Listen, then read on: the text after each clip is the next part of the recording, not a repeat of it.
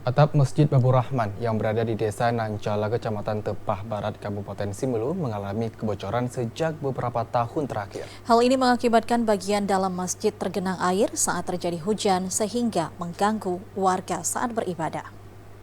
Beginilah kondisi bagian dalam Masjid Babur Rahman yang ada di Desa Nancala, Kecamatan Tepah Barat, Kabupaten Simelu.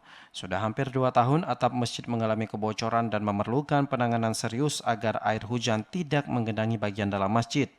Bocornya sebagian besar atap masjid ini dikarenakan adanya uap air laut karena lokasi masjid yang berada di sekitar pantai. Salah seorang pengurus Masjid Babur Rahman, Devir, mengungkapkan sebagian atap yang bocor membuat air menggenangi bagian dalam masjid jika terjadi hujan, lantaran atap seng masjid sudah keropos. Tentang kondisi masjid kita, terutama bagian atap, ini merupakan salah satu kendala khususnya pada jamaah.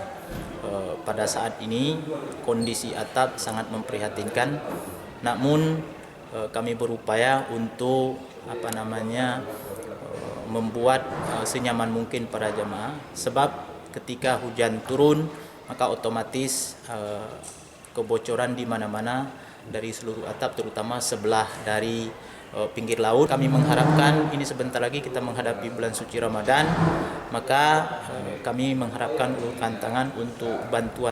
Meskipun pihaknya telah mengupayakan mengganti beberapa bagian atap seng masjid dari asbes bantuan dari dermawan, namun belum seluruh atap masjid bisa diperbaiki. Pihaknya sangat berharap adanya penanganan serius dari pemerintah daerah setempat untuk membantu penanganan atap masjid sehingga warga dapat dengan nyaman beribadah terlebih menjelang bulan suci Ramadan. Dari Simelu, Al-Asyab, TVRI melaporkan.